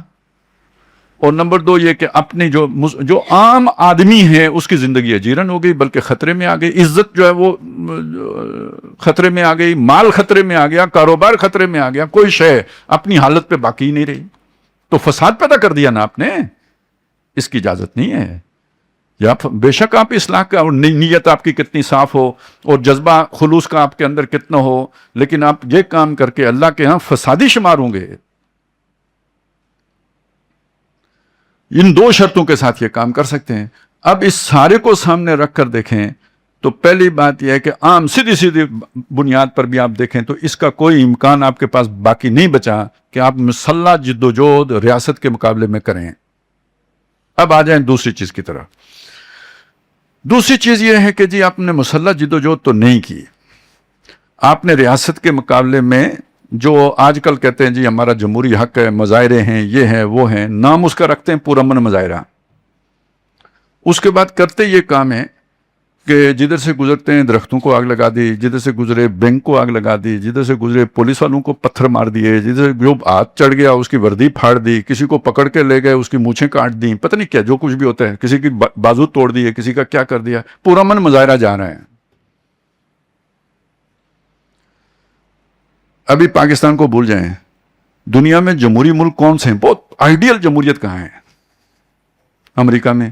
اور کہاں ہے؟ برطانیہ میں. امریکہ سے بھی زیادہ آئیڈیل برطانیہ میں ہے، فرانس میں ہے، جرمنی میں ہے. یہ بدماشی کرنے کی کسی کو اجازت ہے؟ نہیں. فرانس میں آپ روڈ بند کر کے بیٹھ جائیں، حکومت کہے گی ان کا جمہوری حق ہے لوگوں کا رستہ بند کرنا. ایسا ہی ہے. برطانیہ میں بیٹھ جائیں اس طرح، پولیس والوں کے ساتھ یہ حرکت کریں، پھر رات کو گھر آئیں گے آپ. تو یہ وہ تشدد ہے، یہ جو تشدد کی دوسری نوعیت ہے جسے لوگ نہیں سمجھ. وہ سمجھتے ہیں جی یہ تو ہمارا حق تھا، ہم نکلے تھے، پولیس والوں کو گویا مارنا ہمارا جمہوری حق ہے. یہ بھی پرتشدد کارروائی ہے. یہ آگ لگانا بھی پرتشدد کارروائی ہے. یہ پتھراؤ کرنا بھی پرتشدد کارروائی ہے. ہماری ریاست تو بہت سارے اعتبارات سے فیلڈ سٹیٹ ہے، ناکام ریاست ہے. لفظ اچھا نہیں ہے لیکن چلیں میں سمجھانے کے لیے مجبوراً کہنا پڑ رہا ہے. ویسے تو وہ کہتے ہیں ہارڈ سٹیٹ ہے، لیکن یہ خصی سٹیٹ ہے. کسی ریاست کے اندر ان چیزوں کی اجازت نہیں ہوتی جو ہمارے ملک میں ہوتا ہے، اور پھر اسے اسی لیے تو اور لوگوں کے دماغ خراب ہوتے ہیں. اس کی کوئی معذب ریاست اس کی اجازت نہیں دیتی، اس لا قانونیت کی اجازت نہیں دیتی آپ رستے بند کر دیں، اس لا قانونیت کی اجازت نہیں دیتی آپ توڑ پھوڑ کریں، اس لا قانونیت کی اجازت نہیں دیتی آپ نظر آتش کریں، اور جو ریاست کے اہلکار ہیں ان کے اوپر ہاتھ اٹھائیں، ان کی وردیاں پھاڑیں یا ان کو قتل کریں. اور اگر آپ یہ کر دیں تو اس کے بعد آپ کا وہ جو حق ہے نا، وہ نہ صرف یہ ختم ہو جاتا ہے بلکہ وہ لیڈرشپ جو آپ کو سڑک کے اوپر لے کے آئی ہے جواب دہ وہ ہوگی ریاست کے سامنے. کیونکہ یہ فسادی تو کسی کو پتھر مار کے بھاگ جائے گا، اس کو سڑک پہ لایا کون ہے؟ اس کو یہ موقع کس نے فراہم کیا ہے؟ اس کو یہ شیلٹر کس نے دیا ہے؟ اس کے لیے یہ سارا جو ہے نا سہولت کاری کس نے کی ہے؟ وہ لیڈر جس کو ہم جانتے ہیں، اس نامعلوم کو تو نہیں جانتے. نامعلوم افراد پتھر مار کر بھاگ گئے یا نظر آتش کر کے بھاگ گئے. یہ موقع اس لیڈرشپ نے فراہم کیا ہے. وہ لیڈرشپ ذمہ دار ہوگی، وہ اس کا تاوان بھریں گے جو نقصان ہوا ہے، اور وہ بھگتیں گے جو غلطیاں کی گئی ہیں. یہ ہے جمہوری حق. اب جمہوریت صحیح معنی میں اگر آپ بات کریں، پرامن رہنے کا مطلب یہ ہے کہ آپ نے قانون کی خلاف ورزی نہیں کرنی ہے، آپ نے راستے بلاک نہیں کرنے ہیں، آپ نے اپنا مظاہرہ کرنا ہے، اپنا ایجیٹیشن اس کا اپنے بتانا ہے ہم ناراض ہیں. وہ فٹ پاتھ پہ چل کے بھی آپ بتا سکتے ہیں، وہ لمبا مارچ کر کے بھی آپ بتا سکتے ہیں، وہ آپ کتبے اٹھا کے اور بینر دکھا کر بھی آپ بتا سکتے ہیں، وہ کسی جو ہے نا ایسی جگہ پہ پارک میں بھی آپ مظاہرہ کر کے بتا سکتے ہیں. لیکن سڑکیں بند کرنے کی تو آپ کو اجازت نہیں ملے گی. جلسہ کریں، جلوس نکالیں، یہ سب آپ کا حق ہے، لیکن پرتشدد کارروائی کرنا آپ کا حق نہیں ہے. اور اگر آپ کریں گے، اب آپ بتائیں آپ طاقتور ہیں یا ریاست طاقتور ہے؟ یہ صرف ہمارے ہاں یہ جہالت ہوتی ہے کہ یہ کیا ہے جی، یہ ریڈ زون ہے، اس میں داخلہ منع ہے. لیکن جب ہم مظاہرہ کریں گے تو ہم اس میں داخل ہوں گے. یہ ریڈ زون بس سدرۃ المنتہا سے آگے کی جگہ ہوتی ہے، جس سے آگے جبریل علیہ السلام بھی نہیں جاتے. تو مظاہرین اگر آگے جائیں گے تو گولی کھائیں گے. ریڈ زون کا تو مطلب ہی ہے کہ یہ لکیر ہے, اس سے آگے نہیں آنا ہے. پھر آپ گلہ نہیں کر سکتے کہ ہمارے ساتھ کیا ہوا ہے. آپ نے قدم ہی ایک ایسی جگہ پہ رکھ لیا ہے جس کے بعد پھر یہی ہونا ہے. تشدد میں اترے ہیں تو ریاست آپ سے بڑھ کر تشدد کر سکتی ہے. تو کہنے کا مقصد یہ تھا کہ اس کو اگر آپ پرتشدد کریں گے, پہلی بات ہم نے سمجھ لی, اسلحے کا استعمال کریں گے مقابلے میں نہیں, اور اگر تشدد پہ اتر آئیں گے تو بھی آپ ریاست کا مقابلہ نہیں کر سکتے, بلکہ وہ جو تھوڑا بہت آپ کا حق ہے وہ اس حق سے بھی محروم ہو جائیں گے. تشدد کے راستے ہو گئے بند. تو اب اس کے بعد آپ کے پاس پیچھے رہ گیا پرامن طریقہ. پرامن طریقوں میں سے پہلا طریقہ ہے چپ کر کے رائے عامہ بنائیں, دعوت, تبلیغ, ذہن سازی, لوگوں کو سمجھائیں, رائے عامہ بنائیں, لوگوں کے ذہن بنائیں, اور جب 5 سال کے بعد الیکشن ہو ووٹ لیں, آ جائیں, آپ اقتدار جو ہے نا آپ کو ملے گا, اور آپ آئیڈیلی بات کر رہا ہوں, آپ اپنی مرضی کا نظام قائم کر دیں. یہ وہ چیز تھی جو ہمارے ہاں بعض مذہبی جماعتوں نے سوچی تھی, لیکن ہوا کیا, نہیں کام چلا. پرامن راستہ تھا, بہت ہی پرامن تھا, لیکن کام نہیں چلا. کام کیوں نہیں چلا؟ کہا یہ جاتا ہے کہ دھاندلی ہو جاتی ہے, بہت ساری اور باتیں, لیکن کچھ بنیادی باتیں وہاں بھی نہیں پوری کی گئی. یہ رائے عامہ بنانے کے لیے جو محنت کرنی پڑتی ہے وہی کچیاں آنکھیاں والا کام یہاں بھی کیا گیا ہے. جس درجے میں ذہن سازی کی جاتی ہے لوگوں کی, آخر ووٹیں سب سے لینی ہے تو سب کو اسلام پڑھانا پڑے گا نا, سب کے سامنے اقامت دین کی اہمیت اجاگر کرنی پڑے گی نا.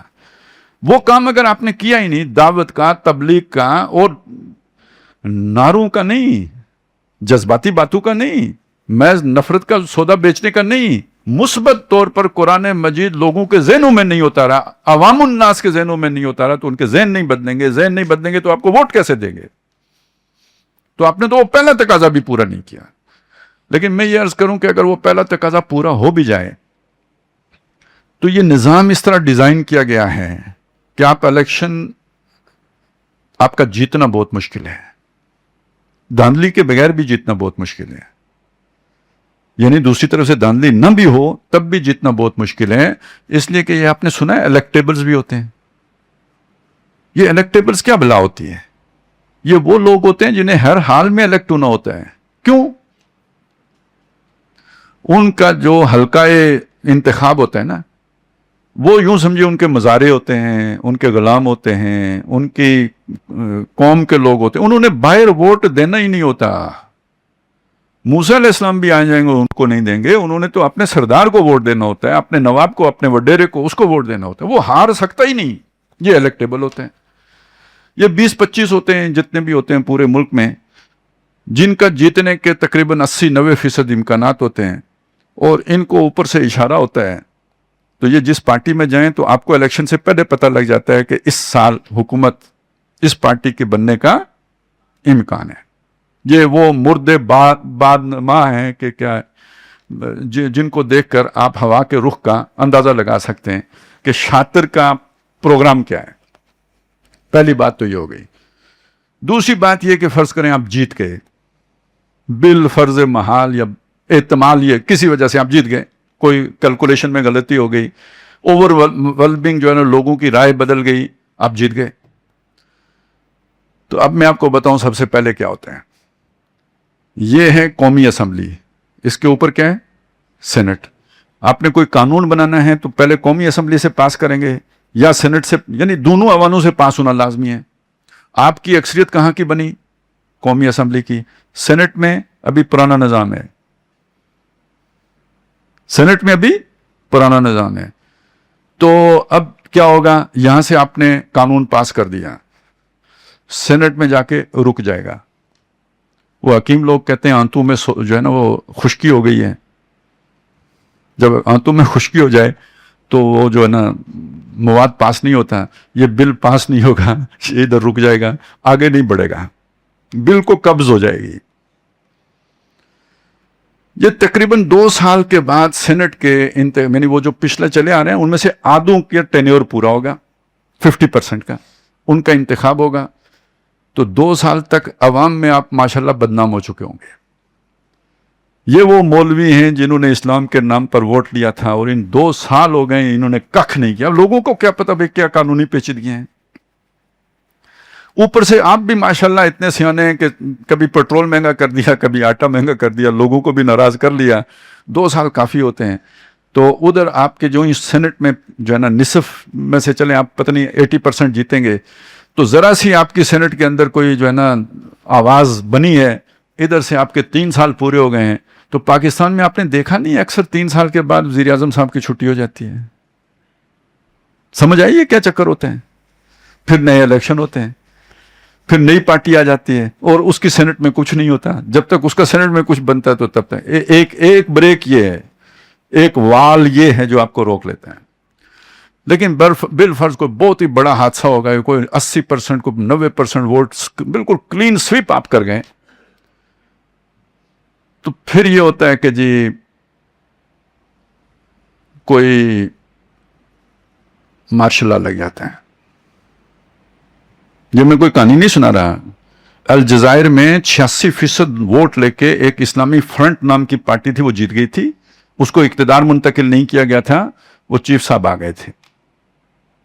और जमहूरियत के इस कत्ल के ऊपर ना अक़वाम मुत्तहिदा के पेट में मरोड़ उठता है, ना ही जो है ना किसी अमेरिका की जो है ना कोई कोलंज होता है, ना बरतानिया को कोई तकलीफ पहुंचती है, किसी की नक्सिर भी नहीं फूटती है इस सारे अमल के नतीजे में। ये तो बिल्कुल जायज़ वहां पे वो जो मार्शल लॉ लगा है, क्योंकि इस्लामिक फंडामेंटलिज्म आने का खतरा था जमहूरियत के रास्ते से। तो पहले तो आना, अच्छा पाकिस्तान जैसे मुल्क में इसका वो एक और एतबार से भी इम्कान नहीं है, वो भी समझ लें। वो क्या है, यहां पे फिरका वारियत है। ये जमात इस्लामी है। आधे देवबंदियों के नजदीक तो शायद मौलाना मौदूदी काफिर ही होंगे। बरेलवियों के नजदीक मसला ये बनता है, वो डॉक्टर साहब एक वाकया सुनाते हैं, बिल्कुल सच्चा वाकया, एक बहुत बड़े आलिम दीन का वाकया कराची के 1970 में इम्कान पैदा हो गया कि जमात इस्लामी जीत जाएगी, तो हर तरफ जो है ना वो आग लग गई। तो वो मौलवी साहब ने वहां पे तकरीर की कराची में, मैं इलाके का नाम नहीं ले रहा, को कोई पहुंच ही ना जाए। उन्होंने कहा लोगों से, जुमे का दिन है, लोगों दुरूद शरीफ पढ़ो। दुरूद शरीफ पढ़ा जैसे होता है, फिर पढ़ो, फिर पढ़ा। कुछ 6-7 मरतबा उन्होंने ये बात दोहराई। गैर मामूली बात हो गई। आमतौर पे मौलवी साहब एक ही दफा कहते हैं, उन्होंने 6-7 दफा कहा भाई दुरूद शरीफ पढ़ो।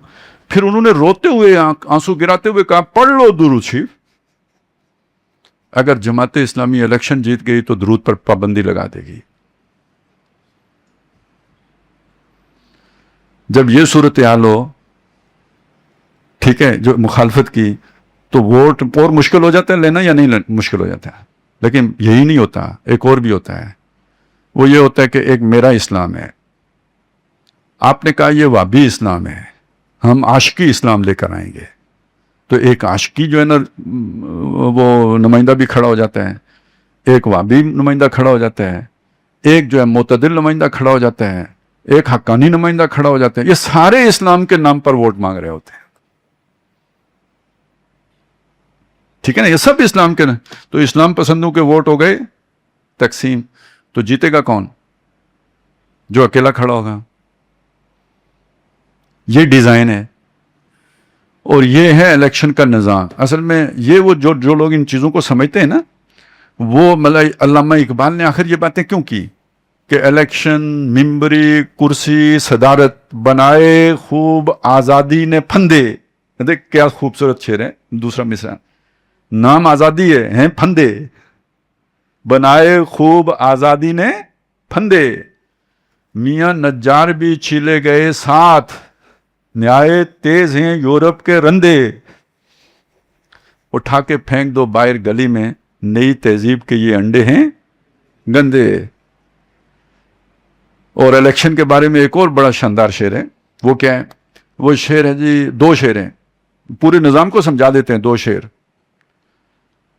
इस खेल में तायुन मरातिब है जरूरी। ये इलेक्शन को खेल करार दिया, ये म्यूजिकल चेयर गेम है, खेल है। इस खेल में तायुन मरातिब है जरूरी, शातिर की अनायत से तू फर्जी में प्यादा। मैं वोटर, तू जो ना उम्मीदवार, तू फर्जी में प्यादा। बेचारा प्यादा तो है एक मोरा है नाचीज, उसने तो मोर ही लगानी है, खुद भी मोरा है, तैर करा है। बेचारा प्यादा तो है एक मोरा है नाचीज, फर्जी से भी है पोशीदा शातिर का इरादा। शातिर का मंसूबा क्या है ये फर्जी को भी नहीं पता था, वजीर आजम साहब को भी जो है ना नहीं पता होता कि असल मंसूबा क्या है, मैं क्यों लाया गया हूं। वो भी जब लात मार के निकाले जाते हैं तो कहते हैं कि असल हुक्मरान तो मैं था ही नहीं। उससे पहले उनको, वो समझते हैं मैं हुक्मरान हूं, ठीक है, उससे पहले उनको भी नहीं पता लगता कि मैं तो हुक्मरान था ही नहीं। फर्जी से भी है पोशीदा शातिर का इरादा। और दूसरी बात जो मैं अब दूसरे रुख से आ रहा हूं, एक उम्मीदवार का तस्वुर कीजिए आप, एक ऐसा उम्मीदवार जो सच बोलता है, झूठ नहीं बोलता है, जो किसी के ऊपर बेजा तनकीद नहीं करता है, प्रोपेगेंडा नहीं करता है, कोई झूठा इल्जाम नहीं लगाता है, सीधा साधा बंदा है। यही मुसलमान का यही तरीका होना चाहिए ना।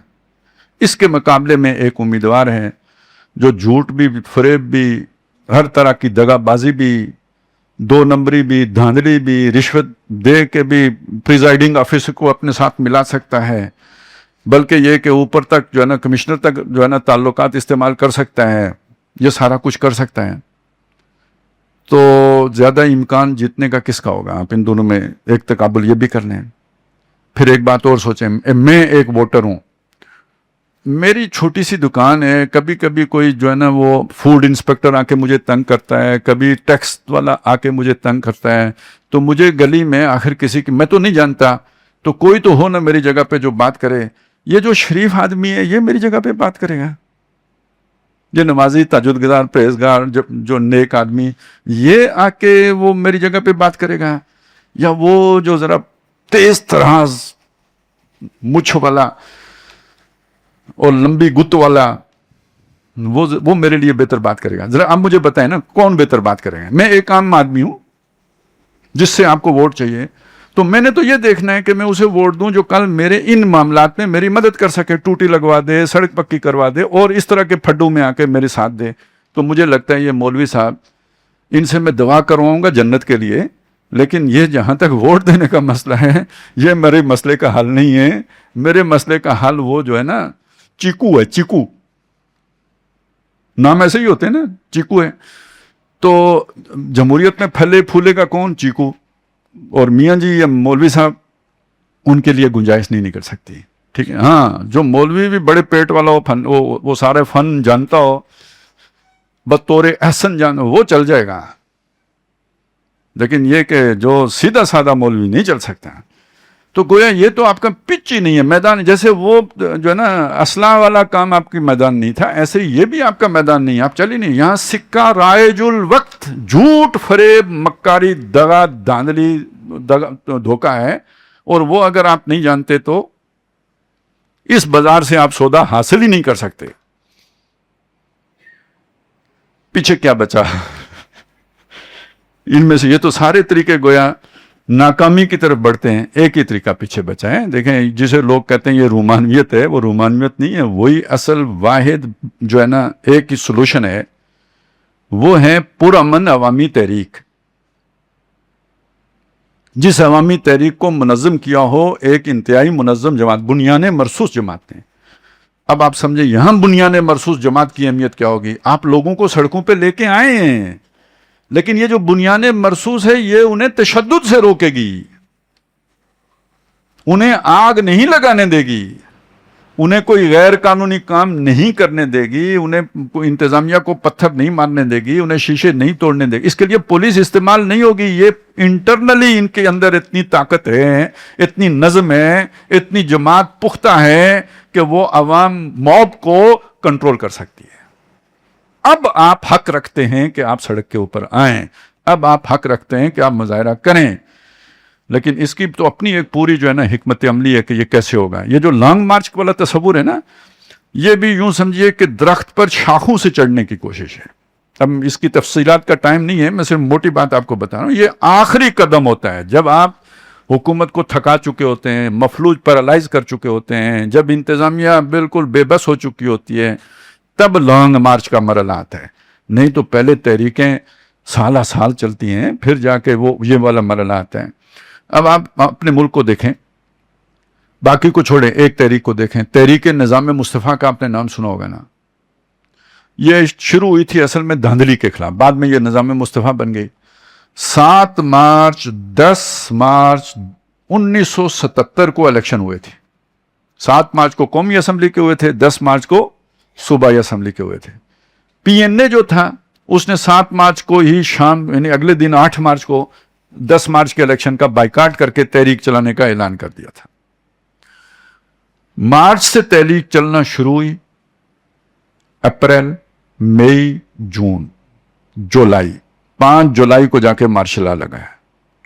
इस दौरान ये बात नहीं है कि जी सारे इस्लामाबाद में आके धरना दे के बैठ गए, नहीं, कराची में अलग मुजाहरे हो रहे हैं, कराची के हर बाजार में मुजाहरे हो रहे हैं, हर सतह पे मुजाहरे हो रहे हैं, पहिया जाम हो रहा है, पूरे मुल्क में जाम हो रहा है, और जबरदस्ती डंडे मार के नहीं हो रहा है। अगर वो कहा गया, लोग खुद से जो है ना अपनी गाड़ियां रोक के बैठ गए हुए हैं, बाजार बंद हो रहे हैं, लाहौर में अपना हो रहा है, गुजरांवाला में, एक एक गांव में, देहात के अंदर भी लोग गिरफ्तारियां देते थे। पता नहीं लोगों को पता होगा आपको, 5 आदमी गिरफ्तारी देते थे रोजाना। जेल भरो तहरीक भी शुरू हुई थी तो गांव के अंदर से भी लोग गिरफ्तारियां देते थे। तो ये आल पाकिस्तान जो है ना, वो यूं समझे मुजाहरे होते थे, हड़तालें होती थी, और कितने महीने चले? मार्च पूरा, अप्रैल पूरा, मई, जून, जुलाई, 5 महीने मुसलसल ये काम होता रहा। तब जाके 5 जुलाई को मार्शल लॉ लगा। अब आप सोचें कि आपने अगर निज़ाम मुस्तफ़ा के लिए तहरीक चलाई है, मार्शल लॉ लग गया है, अब घर बैठ जाएंगे? मिशन तो अभी पूरा नहीं हुआ, ठीक है ना। हुकूमत एक के हाथ से निकल के दूसरे के हाथ में चली गई। अब ये होगा कि आप पर ज्यादा तशद्दुद होगा, ज्यादा जेलों में डाला जाएगा, ज्यादा गोलियां मारी जाएंगी, और आपने उसी तरह पुरअमन रहते हुए बाहर निकलना है। और जितने लोग मरते जाएंगे, आवाम के अंदर इतनी आपकी हमदर्दी पैदा होती जाएगी कि इन्होंने आग नहीं लगाई, इन्होंने किसी को नहीं मारा, इन्होंने कोई किसी का नुकसान नहीं किया, ये सही जो लोग हैं। तो आपकी तहरीक में इजाफा होता चला जाएगा। और नंबर 2, हुक्म जो कोई देता है सो देता है। गोली कौन मारता है, डंडा कौन मारता है? वो आप ही का भाई होता है। आप अगर उसे नहीं मार रहे, वो सिर्फ उनके हुक्म पर मार रहा है, तो एक मौके पे आके वो भी बस कर जाते हैं, मैं क्यों मारूं अपने भाइयों को जिन्होंने मुझे कोई गजन नहीं पहुंचाई। एक बात समझे, ये बहुत बारीक नफ्सियाती मसला है। एक पुलिस वाला खड़ा है, फौजी खड़ा है, कोई भी खड़ा है, उसके हाथ में गन है, उसको हुक्म है, उसकी तरबियत है कि तुमने ये काम करना है, तो पहले मरहले में तो उसने ये काम करना ही करना है। लेकिन आप सोचें कि अगर आपने उसे पत्थर मार दिया है, आपने उसे गाली दे दी है, आपने उसकी तरफ खशमगी नगाहों से घूरा है उसको, अब उसकी और आपकी जाती दुश्मनी हो गई है, वो आर्डर शार्डर एक तरफ रह गया है। समझ रहे हैं मेरी बात को? आर्डर एक तरफ रह गया है, आपने उसको, उसकी जात को जो है ना वो हदफ बना लिया है। अब खामखा आपकी और उसकी जंग बन गई है। अब उसने आपके खिलाफ जो कुछ भी करना है, इस वजह से नहीं करना कि उसको ऊपर से आर्डर आया है, इस वजह से कि आपने उसके खिलाफ कोई हरकत की है, तो उसने उसके जवाब में आपके साथ मुकाबले में जो है ना डंडा मारना है, या गोली मारनी है, या जो भी मुक्का मारना है, या पकड़ के गाड़ी में डालना है। लेकिन आप उसे कोई गजन नहीं पहुंचा रहे और उसे आर्डर है कि इसके सीने में गोली मारो। ये गोली उस तरह की गोली नहीं होगी, मारेगा वो जरूर क्योंकि उसे हुक्म दिया गया है, लेकिन ये गोली मार के वो सोचेगा कि मैंने इसे क्यों मारा, इसने मेरा क्या बिगाड़ा था। तो 2 महीने 4 महीने के बाद जाके बस होती है उन लोगों की जिनके हाथ में ट्रिगर होता है।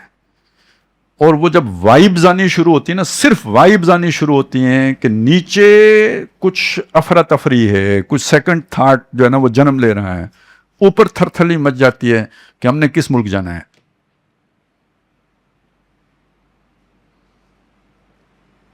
समझ रहे ना, जहां दौलत रखी हुई है भागो वहां पे, इसी दिन के लिए वहां रखी हुई थी। ये कोई जिसे कहते हैं मफरूजा नहीं है, ईरानियों ने इसी चीज पे अमल किया था। 70,000 ईरानी इसी तरह मरा था। ऐसी औरतें मरी थी जिन्होंने छोटे बच्चे गोदू में उठाए हुए थे, उनको सीधी गोलियां मारी गई थी। शाह ईरान की जो क़यादत थी, तो बिल आखिर शाह ईरान को भागना पड़ा जब फौज ने इनकार कर दिया, हम अपने लोगों पर मजीद गोली नहीं चलाएंगे। ये ज़ियाउल हक ने भी मार्शल लॉ इसीलिए लगा गया था। लाहौर में 2 ब्रिगेडियर मुकर गए थे कि हमने अब मजीद गोली नहीं चलानी। हालांकि यहां तशद्दुद भी होता था, लेकिन फिर भी वो 2 मुकर गए कि हमने मजीद अपने लोगों के ऊपर गोलियां नहीं चलानी। तो फिर मार्शल लॉ लग गया और ये बीएनए की क़यादत बैठ गई। अगर न बैठती तो बात आगे चल सकती थी।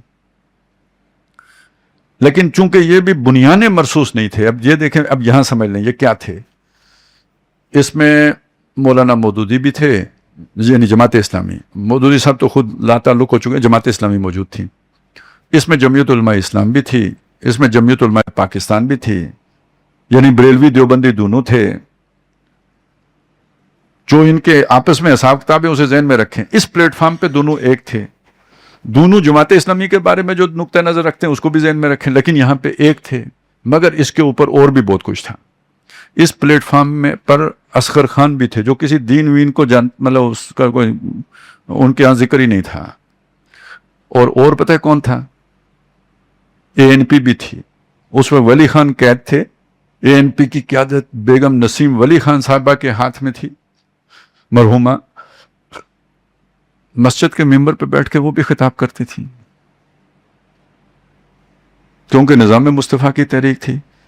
تو جب بھٹو کا حکم تختہ الٹ گیا, ضیاء اللہ کہا گیا, تو انہوں نے کیا نظام مصطفیٰ, اصغر خان ادھر جا رہے ہیں, وہ ANP ادھر جا رہی ہے, یہ سارے تتر بتر ہو گئے. تو اب کس نے تحریک چلانی تھی؟ اب سمجھے بنیادیں مرصوص کیوں ضروری ہوتی ہیں؟ ایک لوگوں کو کنٹرول میں رکھنے کے لیے, دوسرا اس جہاز کو منزل مراد تک پہنچانے کے لیے. اگر یہاں سم و طاعت کا نظام ہوتا تو اس کو کوئی آگے لے کے چلتا, اور یہاں سم و طاعت جب اتنے مختلف الخیال لوگ ہوں تو اس کی کوئی گنجائش ہی نہیں رہتی کہ وہ سم و طاعت کا نظام وہاں پہ چل سکے. لہذا بنیادیں مرصوص منتشر مرصوص ہو جاتی ہے, بکھر جاتی ہے. کوئی پتہ یہاں گرتا ہے, کوئی وہاں گرتا ہے, پھر اب تحریک آگے نہیں چل پاتی. تو یہ ایک واحد قابل عمل رستہ آپ کے پاس باقی بچتا ہے, پرامن, غیر متشدد, عوامی تحریک, کہ جس کے نتیجے میں آپ اپنا مطالبہ منوا سکتے ہیں ایک مسلمان معاشرے کے اندر اور ایک جدید ریاست کے اندر. اور اس میں دیکھیں, میں نے مطالبہ منوانے کی بات کی ہے. وہ بھی مسلمان ہیں, آپ بھی مسلمان ہیں, بھئی یہ کام کرو, ہم اس لیے آئے ہیں. اور اس کی مثال پاکستان میں ایک تو یہ میں نے دی ہے, کچھ اور مثالیں, کامیابی کی مثالیں بھی ہیں. مثلا پوری دنیا میں آپ دیکھیں, پاکستان کا آئین ہے کہ جس کے اندر یہ دفعہ موجود ہے کہ یہاں کوئی قانون قرآن و سنت کے خلاف نہیں بن سکتا. 1949 میں یہ آئین کا حصہ بنایا گیا اسے, یہ قرارداد جو پاس ہوئی ہے 1949 میں. اس وقت جماعت اسلامی کا کوئی رکن جو ہے نا وہ اسمبلی کا حصہ نہیں تھا. جمعیت علماء اسلام جو بعد میں بنی, اس کے شبیر احمد عثمانی صاحب, اس کے مسلم لیگ کے ٹکٹ پہ 46 والے الیکشن میں جیتے ہوئے تھے, وہی اس اسمبلی کا حصہ تھے. تو اب آپ سوچیں کہ یہ کس بنیاد پہ, لوگ تو نہیں, وہ اسمبلی والے نہیں چاہتے تھے, یہ عوامی دباؤ تھا, تحریک تھی, لاکھوں خطوط تھے جو اسپیکر کو لکھے گئے تھے اور لوگ سڑکوں پہ آئے تھے, جس کے بعد حکومت نے مجبور ہو کے یہ تحریک پاس کی تھی, قرارداد پاس کی تھی. دوسرا دیکھیں, قادیانیوں کو کافر قرار دینا کتنا مشکل کام تھا. یہ کوئی چھوٹا سا کام تو نہیں تھا. دنیا برداشت نہیں کرتی, ابھی تک نہیں کرتی. بہت دباؤ ہے پاکستان کے اوپر کہ یہ جو ہے نا یہ شک نکالیں آئین کے اندر سے. تو جب وہ یہ نافذ ہو رہی تھی تو اس سے زیادہ مشکل نہیں تھا کیا. کئی لوگ یہاں پہ بیٹھے ہوں گے, 1973 میں یہ تحریک چلی تھی, اور یہ تحریک, اس میں پھر سارے مذہبی طبقات بھی شامل ہو گئے تھے, اتحاد و اتفاق بھی ہو گیا تھا. اور اس کے نتیجے میں حکومت نے پھر اس کے اندر اتنی طاقت پیدا ہوئی کہ انہوں نے پھر قادیانیوں کو بھی بلایا, بحثیں بھی ہوئیں. ساری باتیں جو آپ سنتے ہیں وہ تب ہوئیں جب لوگ سڑکوں پہ آئے, نہیں تو حکومت کو کیا پرواہ تھی کہ وہ بحثیں ساری کرتے. اور اس کے بعد پھر پارلیمنٹ نے انہیں جو ہے نا وہ غیر مسلم قرار دیا. تو اس کا مطلب ہے کہ آپ حکومت سے اپنی بات منوا سکتے ہیں سڑکوں پر آ کر, لیکن شرط کیا ہے؟ اگر آپ پرامن ہوں. اگر آپ تشدد پر اتر آئیں تو پھر آپ کوئی مطالبہ منوانے کی پوزیشن میں نہیں رہتے. اب اس کی مثالیں آپ اپنے سامنے رکھیں. تحریک لبیک کا بڑا زور تھا.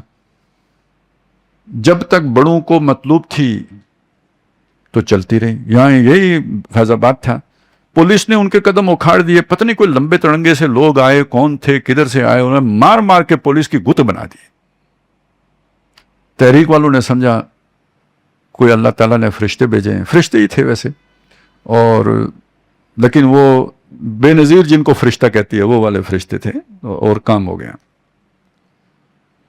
وہ اسی برتے پہ انہوں نے دوسری مرتبہ بھی ابھی پچھلے دنوں پھر انہوں نے کہا ایسی کی تہذیب تمہاری, تو اب جناب وہ فرشتے جو ہے نا بیس بدل کے آئے، اب فرشتے دوسری طرف سے آ گئے، اور جب فرشتے دوسری طرف سے آئے تو کس نہ دانت بھیا کیستی، پھر کچھ یاد نہ رہا کس کا کیا حال ہے، کون کہاں ہے، کدھر گئی، جیسے کوئی بالکل تحلیل ہو جاتا ہے، وہ صورت بن گئی۔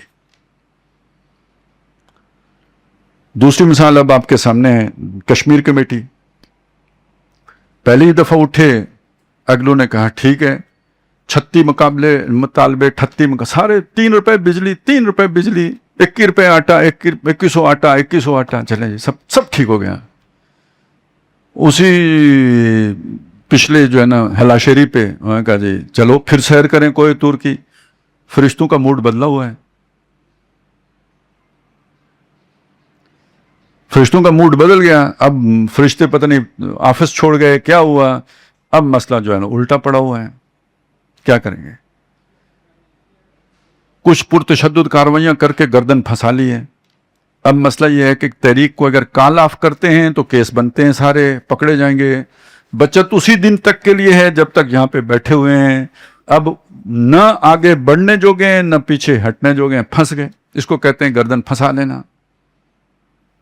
اس دن تک آزاد ہیں جب تک یہ لوگ ارد گرد آپ کے بیٹھے ہوئے ہیں، جس دن آپ نے تحریک کو کال آف کیا اس دن 4 شیڈول اور یہ سارے جو ہے نا پرچے ورچے وہ پہلے سے لگے ہوئے ہوں گے، سارے لیڈرشپ کی گرفتاریاں ہو جائیں گی، تحریک ختم، کیسے چلے گی اس کے بعد؟ اور بیٹھے رہیں تو یہ لوگ کب تک بیٹھے رہیں گے؟ 6 مہینے بیٹھیں گے، 1 سال بیٹھے، کب تک بیٹھ سکتے ہیں؟ نہیں بیٹھ سکتے، آخر تو اٹھنا ہی ہے۔ تو یہ جب جلد بازی کا نتیجہ یا کچیاں اکھیاں، کوئی ان 4 میں نے آپ کو طریقے بتائے نا، جو بھی کریں گے منہ کی کھائیں گے، اور اگر آپ اکھیاں پکیاں بھی کر لیں تو 3 جو رستے ہیں ان میں آپ ناکامی ہوں گے، وہ آپ کے بس میں ہی نہیں رہا، بدلا ہوا دور ہے، اس دور میں ان میں سے کوئی بھی نہ گوریلا ایکٹیویٹی میں کامیابی مل سکتی ہے، نہ آپ کو جو ہے نا وہ آمنے سامنے جنگ کے نتیجے میں کامیابی مل سکتی ہے، اور نہ ہی الیکشن کے راستے سے آپ کو کامیابی مل سکتی ہے۔ ایک ہی راستہ آپ کے پاس بچا ہوا ہے، پرامن عوامی تحریک کا، لیکن اس کے لیے پہلے ایک منظم جماعت، ایک بنیان مرصوص معتد بے تعداد میں جو موب کو کنٹرول کر سکے، انہیں تشدد پر کی طرف جانے سے روک سکے۔ یہ ہے وہ رستہ کہ جس کے ذریعے سے آج یعنی وہ جہاد ممکن ہے، یا وہ جو نبی صلی اللہ علیہ وسلم کا مشن یا مقصد تھا اس کی تکمیل ممکن ہے، اس کے علاوہ کوئی اور ممکنہ رستہ موجود ہی نہیں ہے۔ یہ وہ چیز تھی میں چاہتا تھا آپ کے سامنے ذرا تفصیل کے ساتھ رکھ دوں، اس لیے کہ ہمارے بعض اپنے ساتھی ہیں جن کو یہ چیزیں یاد نہیں رہتی، تو وہ سمجھتے ہیں یار یہ کوئی پرامن تحریک کوئی رومانوی قسم کا تصور ہے، کوئی مفروضہ ہے، کوئی ناممکن العمل قسم کی چیز ہے۔ ایسی بات نہیں ہے۔ دنیا میں لوگوں نے، نیلسن منڈیلا کا نام آتا ہے، اس نے ایک تحریک چلا کر آزادی حاصل کی ہے، افریقہ کو آزاد کرایا ہے، پرامن جدوجہد، اسے پوری دنیا لیڈر کے طور پر مانتی ہے، اس لیے کہ اس نے پرامن یہی رستہ جو میں آپ کے سامنے رکھ رہا ہوں، اس طرف جیلوں میں بھی رہا ہے، اس کی زندگی آدھی سے زیادہ تو جیل میں گزری ہے۔ اسی طرح ہندوستان کے اندر گاندھی کا نام پوری دنیا میں اس کا نام جو ہے نا ایک لیڈر کے طور پر مانا جاتا ہے، اس لیے کہ اس نے یہ عدم تشدد کا فلسفہ، دنیا یہ کہتی ہے کہ گاندھی نے دیا ہے، لیکن گاندھی نے خود مانا ہے کہ میں نے محمد الرسول اللہ سے لیا ہے صلی اللہ علیہ وسلم۔ اب کتنی بد نصیبی کی بات ہے کہ حکمت کی یہ باتیں محمد الرسول اللہ کی جو ہیں وہ غیر تو سیکھ لیتے ہیں، اور ہم مسلمان سیکھنے سے قاصر ہیں۔ تو اب یہ چاہیے ہمیں کم از کم جو سوچنے سمجھنے والے لوگ ہیں، غیر جذباتی ہو کے، وقتی اشتعال یا ری ایکشن میں آ کے تو وہ کوئی کارروائی نہ کریں، بلکہ یہ کہ ٹھنڈے ہو کے سوچیں کہ اللہ کے نبی صلی اللہ علیہ وسلم کا اس معاملے میں رہنمائی کیا ہے۔ تو وہ یہ تھی جو میں نے آپ کے سامنے رکھی۔ اللہ تعالیٰ مجھے بھی صبر و مصابرت کے ساتھ اس پر استقامت کے ساتھ عمل کرنے کی توفیق عطا فرمائے، اس پر قائم دائم رکھے، آپ کو بھی اس کی توفیق دے، اسے بیان کریں۔ تو اس وقت سب سے بڑی ضرورت مسلمانوں کی ہے، کتنے لوگ جو ہے نا وہ جانیں دے دیتے ہیں، نتیجہ نہیں نکلتا، حالانکہ وہ اس سے بہتر کام کر سکتے تھے۔ آخر جو جان دیتا ہے تو وہ اس کے اندر جذبہ تو کوئی ہے نا، لیکن اگر رستہ صحیح نہ ہو تو آپ جتنی دوڑ لگائیں اتنا منزل سے دور ہوتے چلے جائیں گے۔ رستے کا صحیح ہونا بھی بہت ضروری ہے، تو وہ میں نے آپ کے سامنے رکھنے کی کوشش کی ہے۔ اقول قولی ھذا واستغفر اللہ لی ولکم ولسائر المسلمین والمسلمات۔